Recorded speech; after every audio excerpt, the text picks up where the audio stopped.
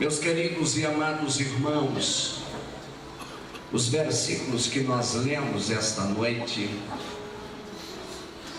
nos parece por um momento que não há uma relação com o tema escolhido para esse congresso.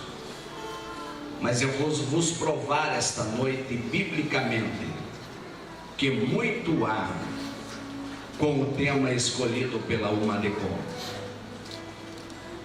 Todos nós sabemos que o livro de Cantares, segundo a tradição judaica, seu autor, o rei de Israel, o rei Salomão, e diz a Bíblia que quando Davi, seu pai, nos seus últimos dias e momentos de vida, ele vai chamar o seu filho Salomão e vai dizer a ele o seguinte: olha, meu filho, tu és um jovem e que tem um futuro pela frente, mas o conselho de teu pai a ti é: se andares nos caminhos que teu pai caminhou, se trilhares os caminhos que teu pai andou, por certo você será próspero e abençoado pelo Senhor.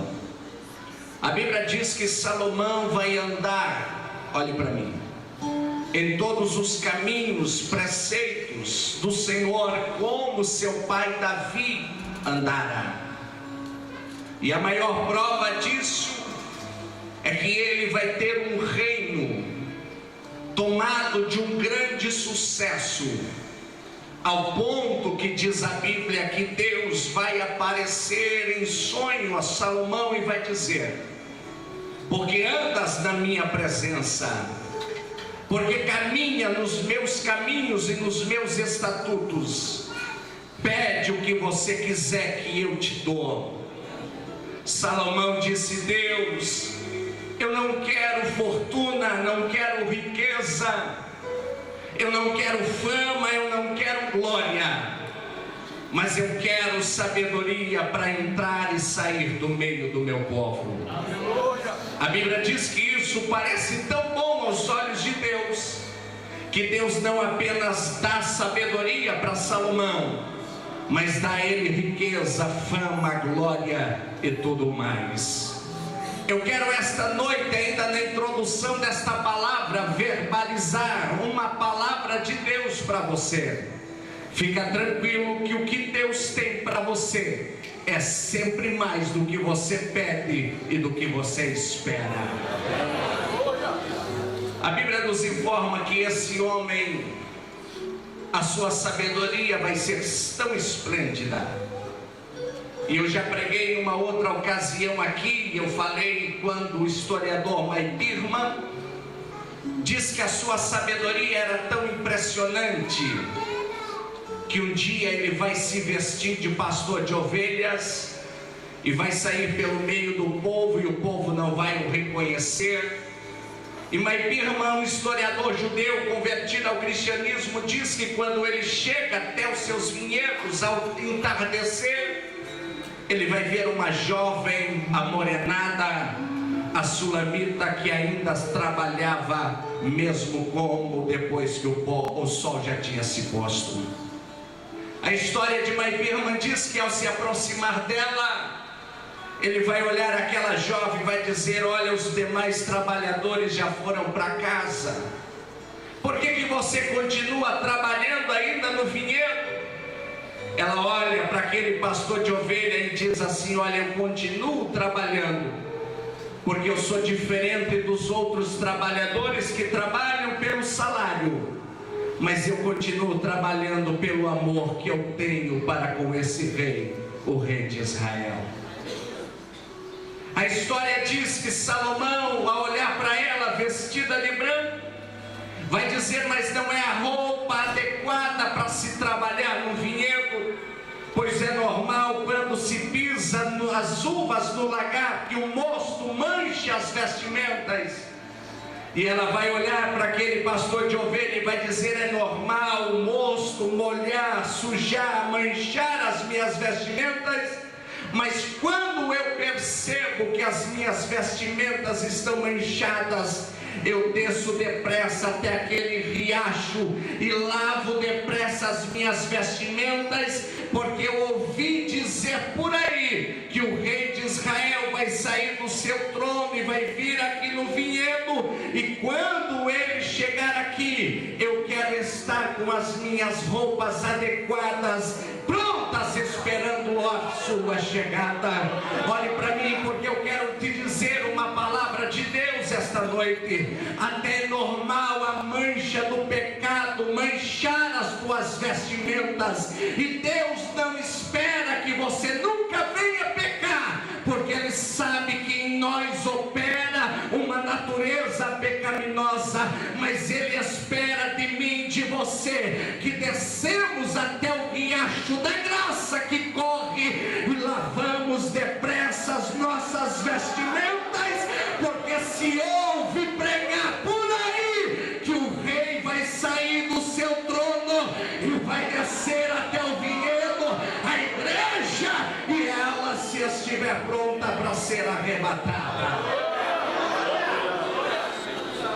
A história diz, segundo Maipirman, que isso impacta Salomão, e ele vai se revelar a ela dizendo: eu não sou Salomão, eu não sou um pastor de ovelha, mas eu sou o rei de Israel. Mas eu te prometo que daqui a alguns anos, 7 tempos, eu vou sair do meu trono e vou vir aqui no vinhedo. Mas quando eu voltar, eu não venho mais como pastor de ovelha, mas eu volto como grande rei de Israel na minha carruagem. Dê glória a Deus só se você quiser.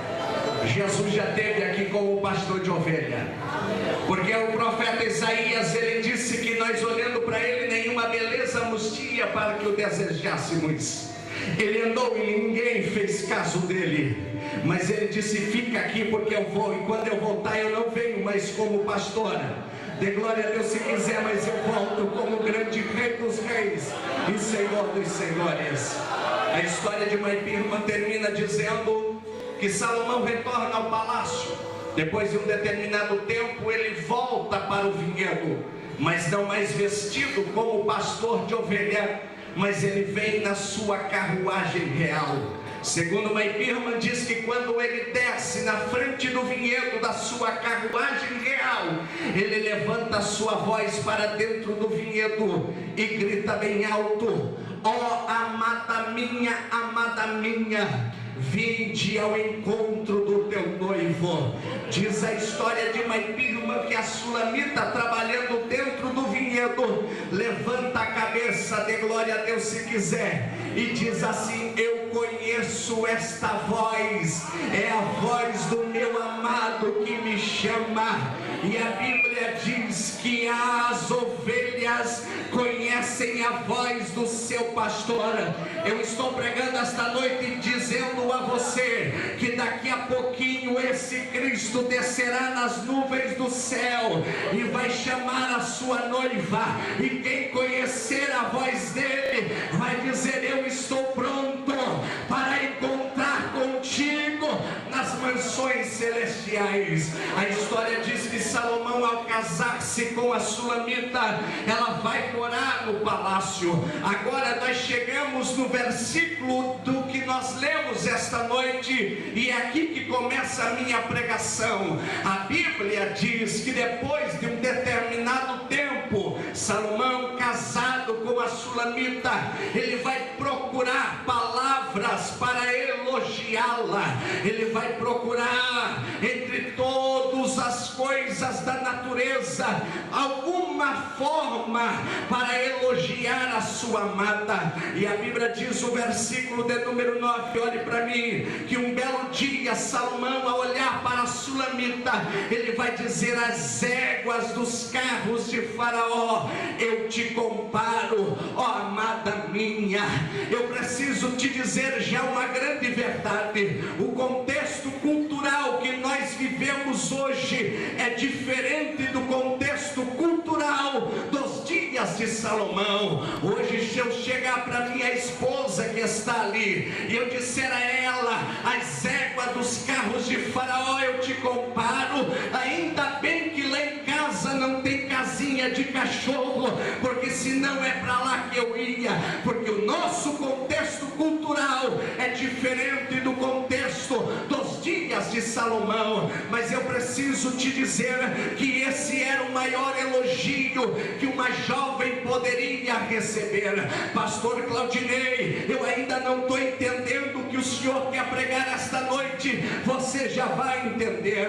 Olha, quando nós olhamos para a Bíblia Sagrada, no Antigo Testamento, Salomão aponta para Deus e a Sulamita aponta para Israel. No Novo Testamento, Salomão representa Jesus e a Sulamita representa a igreja. Então olha aqui para mim, na verdade Jesus está comparando a igreja às éguas de Faraó. É a igreja que é comparada às éguas de Faraó. Mas pastor, por que as éguas eram tão especiais? Olha, quando nós estudamos a Bíblia, nós vamos observar que quando Salomão estava reinando, ele vai perceber, olha aqui para mim, que o exército do Egito era tão poderoso quanto o exército de Israel. E a maior prova disso é que lá no livro de 1 Reis, no capítulo 3, a Bíblia diz que ele vai fazer uma aliança política com o Egito. Como assim, pastor? Ele vai se casar com uma das filhas de Faraó. Por quê? Porque ele quer ter livre acesso ao Egito, para entrar e sair sem ser barrado. E a Bíblia e a história diz que Salomão, em uma das suas viagens até o Egito, ele começa a perceber que a força, que a honra do exército de Faraó não eram os armamentos que eles usavam, porque os armamentos deles eram iguais aos de Israel. Ele percebe que a força do exército também não eram os deuses do Egito, porque os deuses do Egito, comparado ao nosso Deus, se reduz a nada. Mas a história diz que Salomão percebe que a força do exército eram as éguas que puxavam os carros. Mas pastor, por que essas éguas eram especiais? Essas éguas não eram éguas quaisquer, elas vinham da cidade de Coa, da Cilícia. Aí elas atravessavam a região de Cirene, depois a região do Mar Vermelho, e chegava no delta do Nilo, onde elas eram leiloadas. Agora olha aqui para mim, por favor. As éguas que saíam da cidade de Coa, bonitas, formosas, mas o percurso até o delta do Nilo era longo, era distante, e naquela época não havia caminhões, carretas para transportar esses animais. Esses animais iam caminhando no deserto, nas montanhas, nos vales, e as éguas que saíam da cidade de Coa, bonitas, formosas, quando chegava no delta do Nilo, chegavam fracas, chegavam desnutridas. A história diz, Heródoto, historiador grego, diz que então quando chegava no delta do Nilo, elas eram leiloadas. Aquele que desse o lance maior comprava aquele lote de éguas. A história diz que Salomão olhava para aquelas éguas desnutridas, fracas, e alguém dava um lance. Mas a história diz que Salomão sempre dava um lance maior, pagando um preço alto por aquele lote. Olhe para mim, dê glória a Deus se quiser. Um dia havia um grande leilão. Satanás se levantou primeiro e disse: eu dou tanto pela vida do Claudinei, eu dou tanto pela vida do ser humano. Jesus se levantou e disse: Satanás, fica na tua, porque ainda falta o meu lance. O meu lance é maior, o meu lance é o meu sangue vertido na cruz do Calvário. Quem é grato pelo lance de Cristo, levanta a mão e glorifica o Senhor. Jesus deu um lance maior. E o que eu acho tão impressionante, porque assim como Salomão, as éguas estavam fracas, desnutridas, você e estávamos condenados ao inferno, não valíamos nada, mas mesmo assim Jesus se levanta e disse: deixa eu dar o meu lance. Oh glória! Jesus deu um lance maior.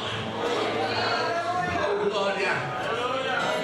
Quando se adquiria, se dava o lance maior. Heródoto, historiador grego, diz que depois de comprado esse lote de éguas fracas, desnutridas, quando Salomão adquiria, dava-se o lance maior, Salomão não levava para Jerusalém. Por que, pastor? Porque elas estavam fracas, elas estavam desnutridas, elas haviam caminhado muito. Se Salomão levasse de imediato para Jerusalém, elas iam morrer no percurso. Aí Salomão, como ele tinha livre acesso, ele era casado com a filha de Faraó, como ele tinha livre acesso, era uma união política, ele chegava no Faraó e dizia: olha, eu comprei um lote de éguas, mas se eu levar elas para Jerusalém agora comigo, elas morrem no percurso. Por isso eu quero deixar ainda por um pouco de tempo no Egito. Eu acho que você não entendeu. Jesus, quando deu o lance maior, olhou para a humanidade, para mim e para você, e disse: ainda que eu queira levar agora comigo para Jerusalém, não dá. Eu vou ter que deixar vocês um pouquinho no Egito ainda.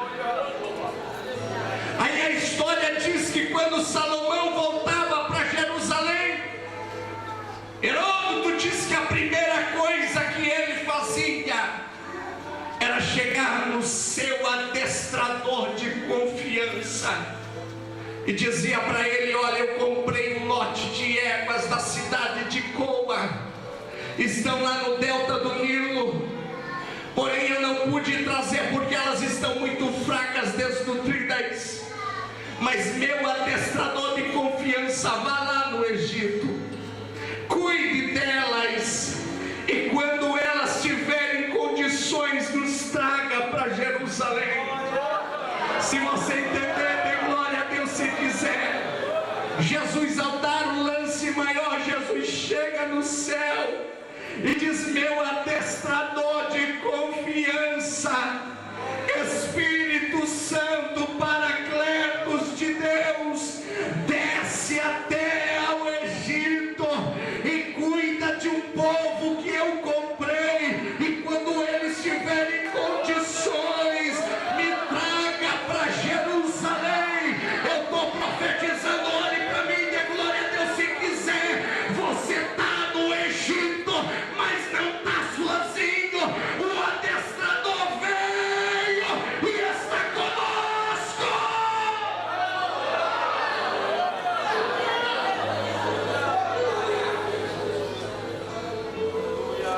O adestrador descia até a terra do Egito. Quando o adestrador chegava na terra do Egito, no mínimo 4 coisas aconteciam.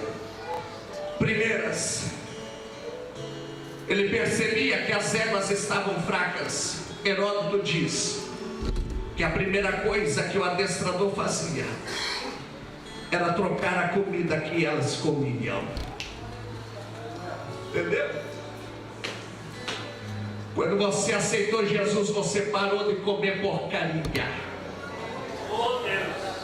Quando você aceitou Jesus, a sua comida foi trocada.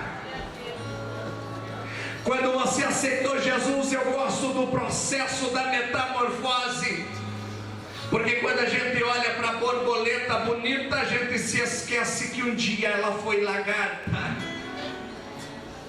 E a lagarta se alimenta do que, pastor? Se alimenta do pau podre, da madeira podre. Quanto mais podre, melhor. Mas quando aquela lagarta entra no casulo da metamorfose, aí ela se transforma e ela sai uma borboleta. E a borboleta se alimenta do que? Ela se alimenta das flores. Ela se alimenta do mel das flores.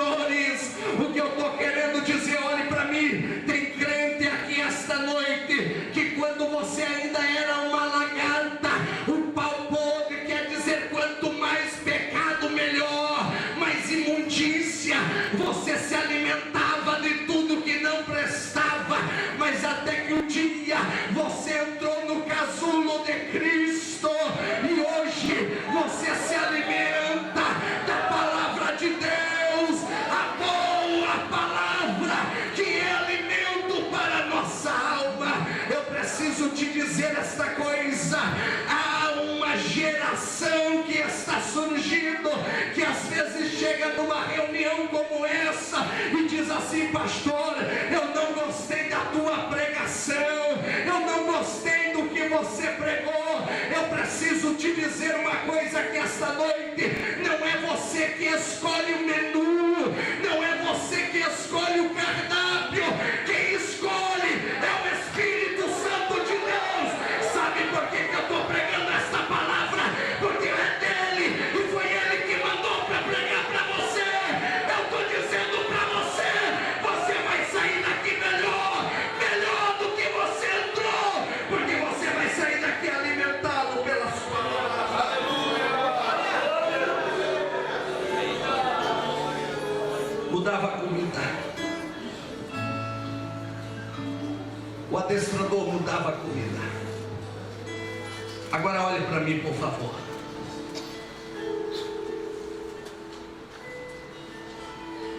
E o que me dói o coração é que hoje muitos pastores, pregadores, com pouca Bíblia, com pouca palavra para alimentar o povo, aí vem para o púlpito, aí ele fica meia hora falando das suas viagens internacionais, ele fica meia hora falando dos seus diplomas, ele fica meia hora falando das suas habilidades.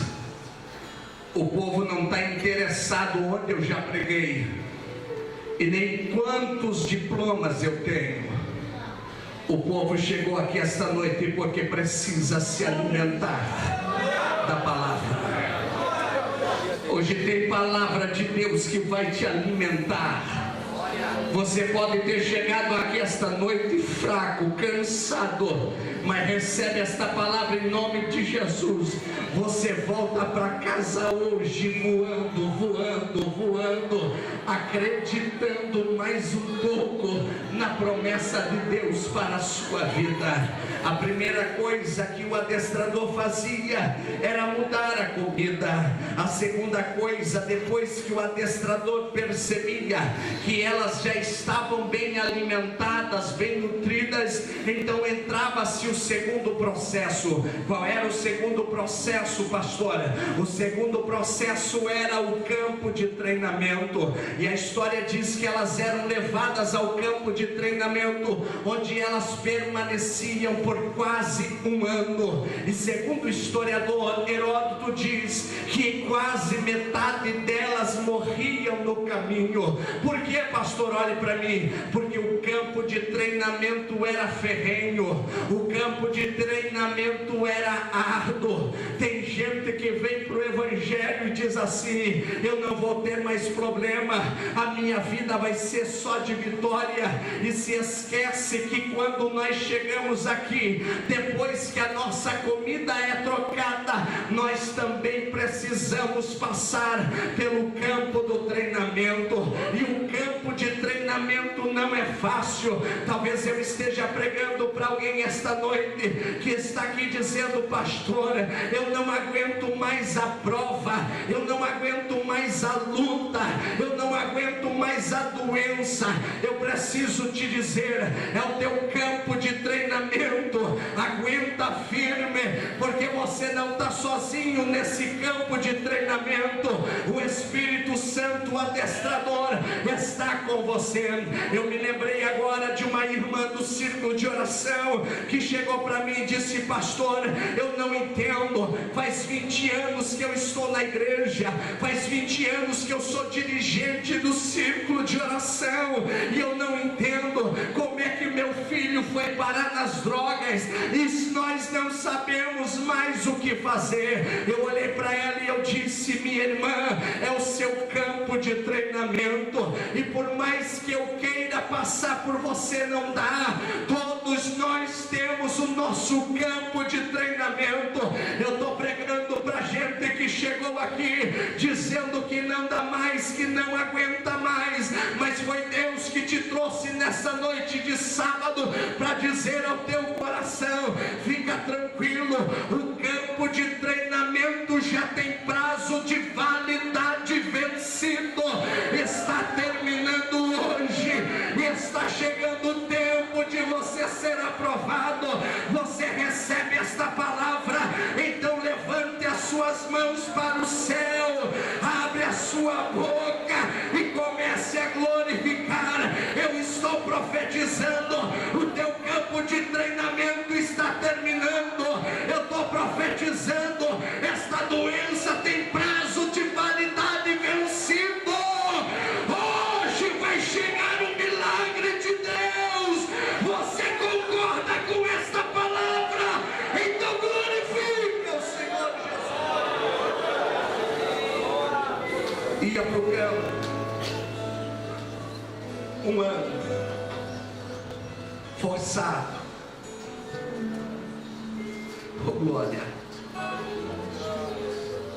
Entendeu? Quem disse que o teu campo ia ser fácil? Quem falou para você que o teu campo de treinamento ia ser brincadeira? O nosso campo de treinamento é árduo.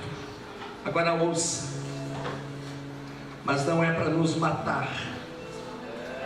Não, você não entendeu. Essa luta não é para ser o teu filho. É para quando você sair desta prova, desse campo de treinamento, você vai sair com o selo do Inmetro. Entendeu? Você compra algum eletrodoméstico que não tem selo do Inmetro? Eu não. Você só compra que tem selo do Inmetro, quer dizer, passou na prova e foi vencedor, aprovado. Eu estou profetizando para alguém que o teu campo, que foi tão ferrenho, tão árduo, está terminando. Mas já tem o selo do Inmetro para você, dizendo: foste aprovado. Vencerá, vencerá, vencerá, vencerá, vencerá. Ninguém gosta do campo. Ninguém gosta de passar pelo processo do treinamento. Mas sabe por que era tão ferrenho, tão árduo?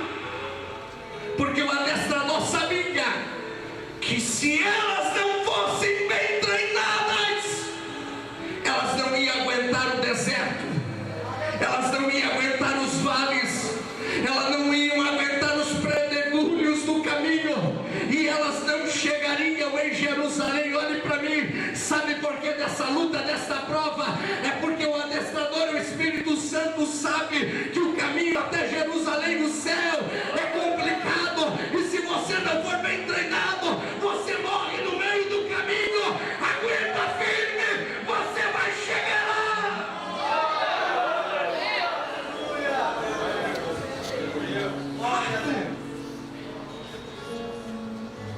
Ferreiro, dói, você perde o sono à noite, você chora nas madrugadas. Lemagalomarrai, loeiralai. Aguenta firme. Deus me trouxe esta noite para profetizar para você que tem prazo já de validade vencido. Está terminando. Eu estou sentindo a presença de Deus. Pegue na mão de quem está do seu lado. Diga assim para essa pessoa: por mais árduo, por mais ferrenho que esteja o seu campo de treinamento, hoje tem selo do Inmetro para você.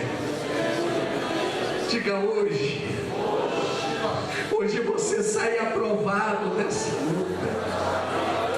Recebe de Deus o que eu estou recebendo. Vai,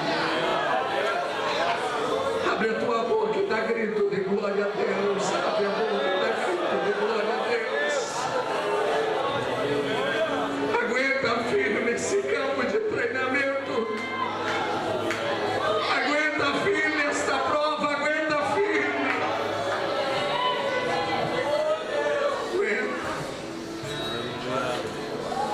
Aguenta.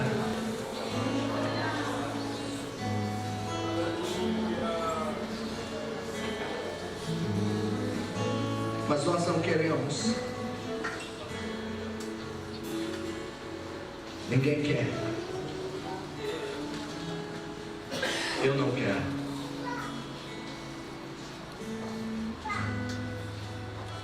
Olha aqui para mim. Quando o campo de treinamento, que era ferrinho árduo de 1 ano, olha para mim, faz quantos anos que você já está nesse campo?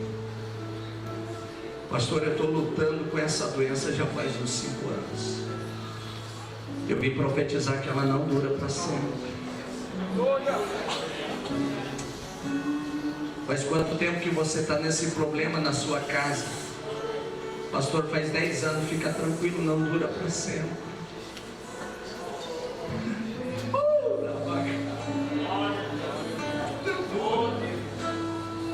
Já pensou se a nossa vida fosse inteira de lutas? Que graça teria de ser crente?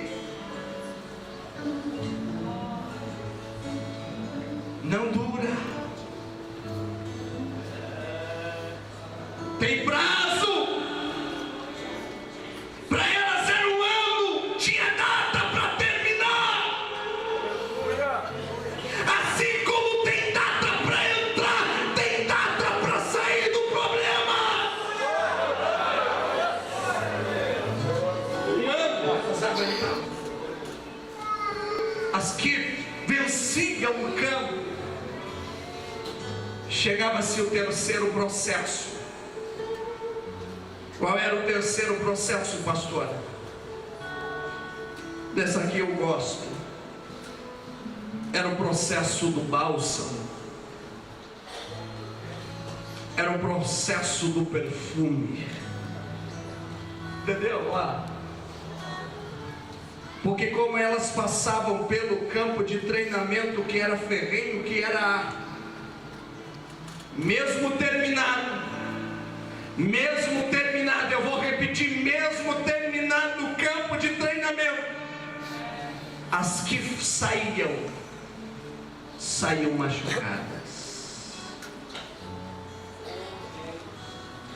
venciam o campo de treinamento, mas tinha feridas, porque era ferrenho. Eu estou pregando para alguém esta noite que você já venceu o campo de treinamento, mas ficou uma ferida aberta em você, que você olha, se lembra e sente dor, porque a ferida ficou aberta. Você venceu, mas ficou aberta. Mas dê glória a Deus se quiser, porque tinha o terceiro processo. Era quando o adestrador curava, sarava, passava o bálsamo nas feridas. Eu estou profetizando para alguém que já venceu o campo de treinamento, mas ficou uma ferida aberta. Fica tranquilo, porque hoje o adestrador está derramando bálsamo para curar de vez esta ferida aberta. Tem gente que eu estou pregando esta noite para famílias aqui, que o teu campo de treinamento foi tão duro, tão árduo. Você venceu essa prova, esse problema na sua casa, na sua família. Só que hoje você não consegue nem olhar para uma foto de um membro da sua casa.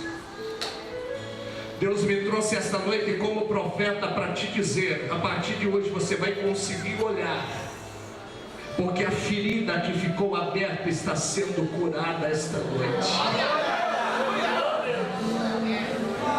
Era o processo do perfume. Eu acho que eu já contei aqui e eu vou repetir. Eu me lembrei que uma das vezes eu fui pregar no estado de São Paulo, jovem solteiro. Quando eu cheguei nessa cidade, eu não sabia onde era a Assembleia de Deus, e o único lugar aberto era um bar. Quando eu desci para pedir informação, um bêbado levanta a cabeça e diz assim para mim: você é crente? Eu entrei dentro do bar, pedi informação, uma cidade pequena, logo me disseram onde era a igreja. E quando eu entrei no carro, como diz lá para cima, eu fiquei encafifado. Mas como é que aquele bêbado sabe que eu sou crente? se eu não estava de paletó, nem de gravata e nem com a Bíblia na mão? Eu desci do carro, eu cheguei até ele e eu tive que acordá-lo, e quando eu bati nele eu disse assim: desculpe a minha ignorância, mas como é que tu sabe que eu sou crente se eu não estou vestido de paletó e gravata e com a Bíblia na mão? Dê glória a Deus se quiser. Ele levanta a cabeça e diz assim: é que você já passou o terceiro processo do perfume. Você tem cheiro de crente. Aí quando eu li Cantares capítulo 4 verso 11, eu entendi. Quando a Bíblia diz que quem passava pelo vale do Líbano saía com o cheiro do Líbano.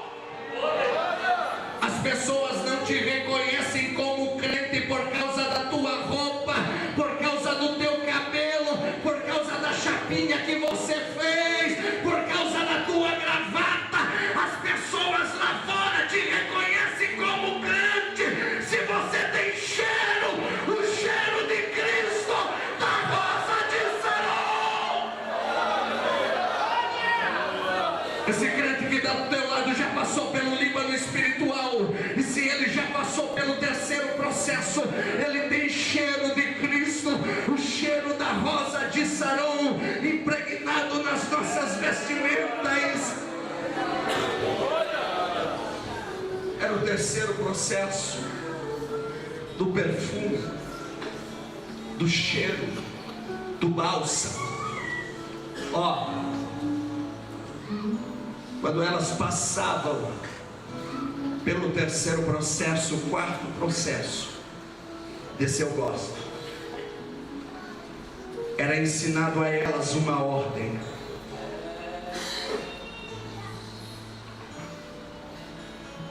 A ordem era de avançar.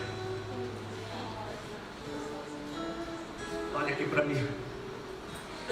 O adestrador ensinava a elas um segredo de avançar, que segundo Heródoto diz que quando nas batalhas o soldado podia puxar o cabreço, elas não iam atender ao pedido do soldado, porque elas só sabiam uma coisa: avançar, avançar.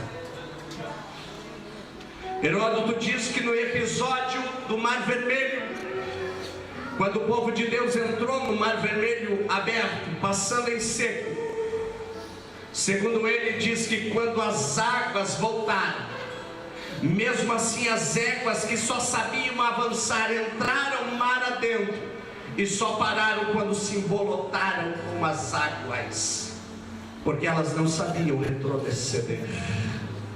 Entendeu? Sabe qual é a ordem para a igreja? Avançar. Sabe por que Deus me trouxe esta noite? Para dizer para alguém que é para avançar. Heródoto diz que ainda que as rodas quebrassem das carruagens, elas iam arrastando as rodas, mas continuavam caminhando, porque elas não sabiam parar.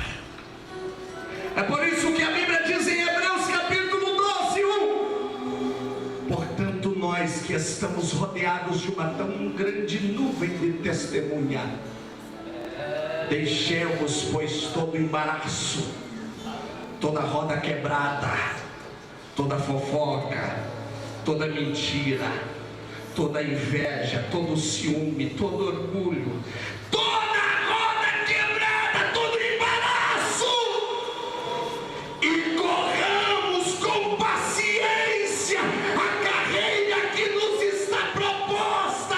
Deus me trouxe essa noite para te dizer: não é tempo de parar, é tempo de avançar. Avance. Agora olhe para mim. O adestrador olhava, percebiam que elas estavam bem nutridas, percebiam que elas tinham passado no campo de treinamento, percebiam que elas estavam bem perfumadas, e que elas sabiam que a ordem era só para avançar. O adestrador olhava e dizia: estão prontas para ir para Jerusalém. Agora vocês vão aguentar o percurso do deserto. Vocês vão aguentar as montanhas, os vales, os pedregulhos, e chegarão vivas em Jerusalém. Olhe para mim.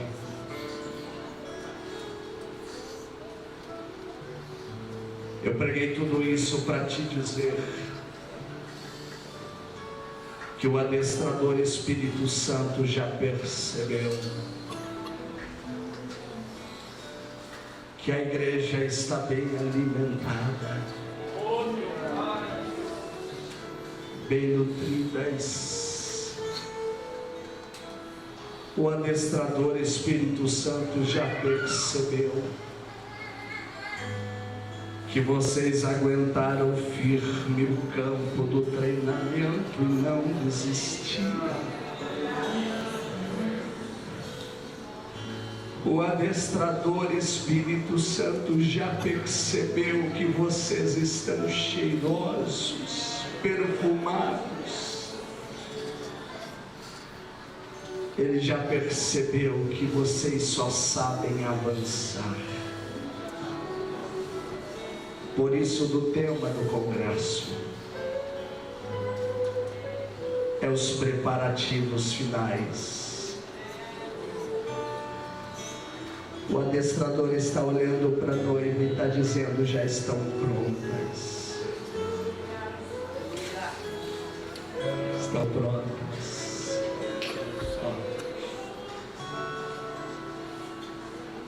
Sabe quem é que pegava as éguas e levava até Jerusalém? Conduzia o adestrador. Olha aqui, dê glória a Deus se quiser. Sabe quem é que vai apresentar a igreja nos ares? O adestrador. Glória. E a história diz que quando o rei Salomão percebia e sabia que elas estavam chegando, o próprio rei se levantava do seu trono e descia até os portões da cidade para receber o lote de éguas compradas que o adestrador cuidara. Pastor, isso é mentira? Não, eu me provo. Salomão é tão apaixonado por essas éguas porque a Bíblia diz que em Israel tem mais de 40.000 estrebarias. Entendeu? Tem um punhado de pregador pessimista, de pastor pessimista, que está dizendo que vai subir um pouquinho de gente. Eu estou pregando esta noite que há uma multidão que vai ser arrebatada. 40.000 estrebarias. Faça as contas, coloque uma égua em cada estrebaria, são mais de 40.000 éguas. Eu estou dizendo que um punhado de gente vai ser arrebatado. É verdade, tem muita gente que parou. É verdade, tem muita gente que sucumbiu no campo de treinamento. Mas ainda tem uma geração, e eu acredito que uma parte dela está na igreja de Condor esta noite, que continua avançando e que vai chegar em Jerusalém Celestial.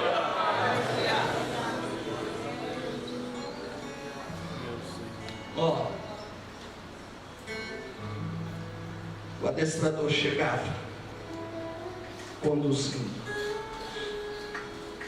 Salomão se levantava para receber as éguas que ele havia dado lance maior.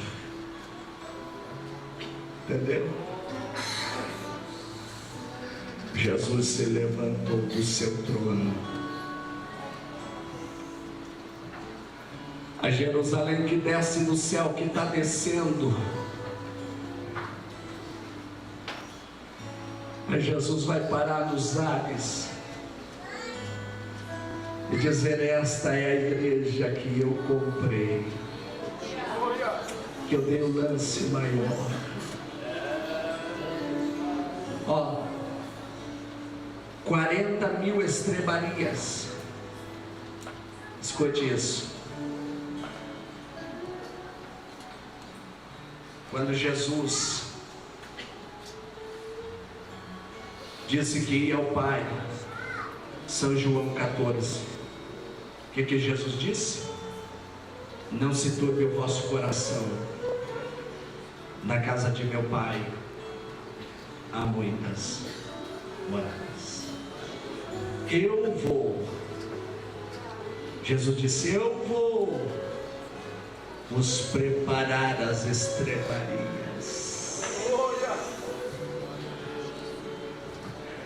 As estrebarias, a nossa casa já está pronta. Ele disse que Ele ia vos preparar lugar. E Ele se levanta para um encontro com a sua noiva. Fica de pé, por favor.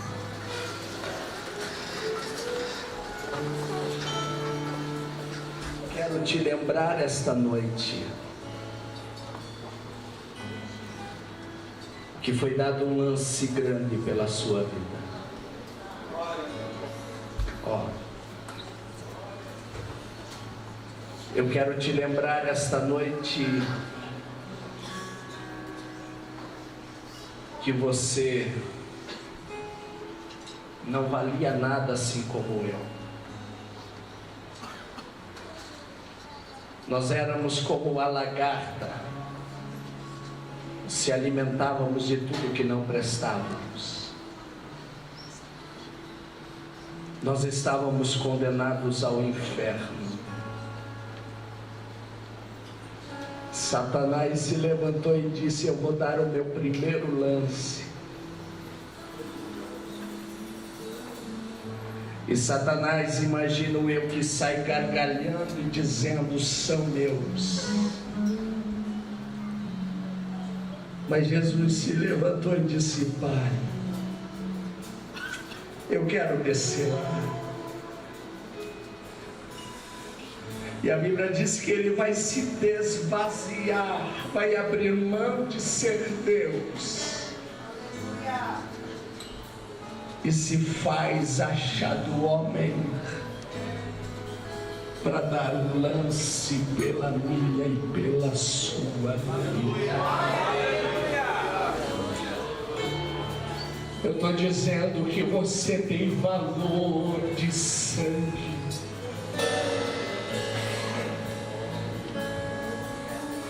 Pastor, mas o meu campo de treinamento está tão árduo.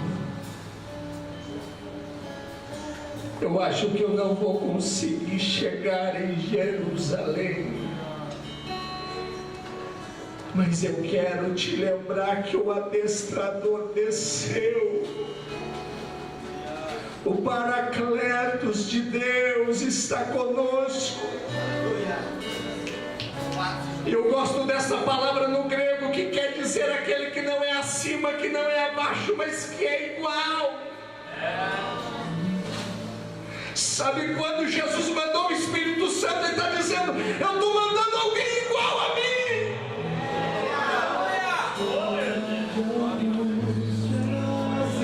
Você vai vencer esse meu campo de treinamento. E você vai chegar em Jerusalém. Eu estou dizendo que a sua morada, que a estrebaria já está pronta. E é para lá que nós vamos. Eu estou profetizando esta noite que há uma multidão que será salva. Nessa multidão que será salva está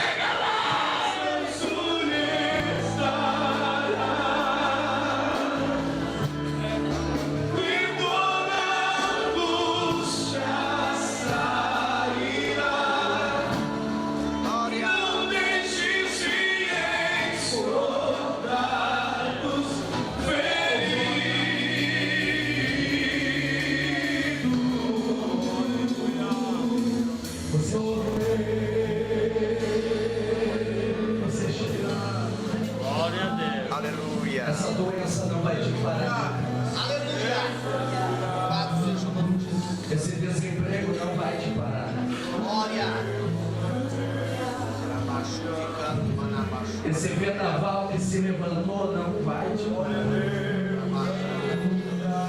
Essa depressão não vai te parar. Essa diabetes não vai te parar. Eu estou profetizando, você chega em Jerusalém. Você chega. Feche os seus olhos.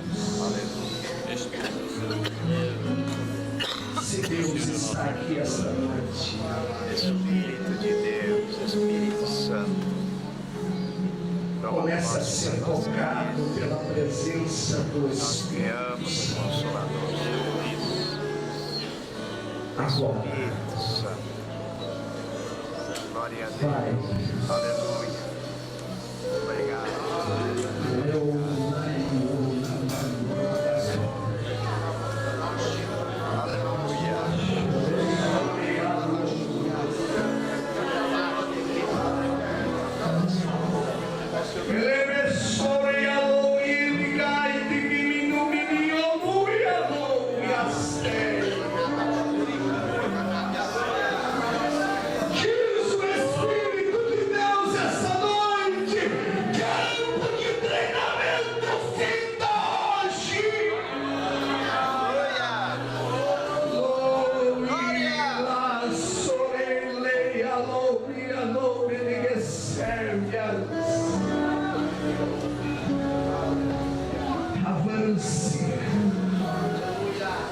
Você pode ter todos os motivos para desistir, mas avance. Meu Deus e meu Pai, não é espaço para nós chamarmos os teus filhos aqui à frente, mas eu intercedo por esse coração, por essa vida que está aqui, Senhor, e que suplica pela tua ajuda no seu campo de treinamento. Adestrador Espírito Santo, eu sei que tu estás aqui. Eu lhe peço, ó Senhor, da vitória ao teu servo, a tua serva. Alcança com milagre, Senhor. Fortalece o teu filho, a tua filha. Dá ele da sua graça, Senhor, porque as montanhas, os vales, os desertos, os pedregulhos não serão capazes de impedir que o teu filho chegue ao céu.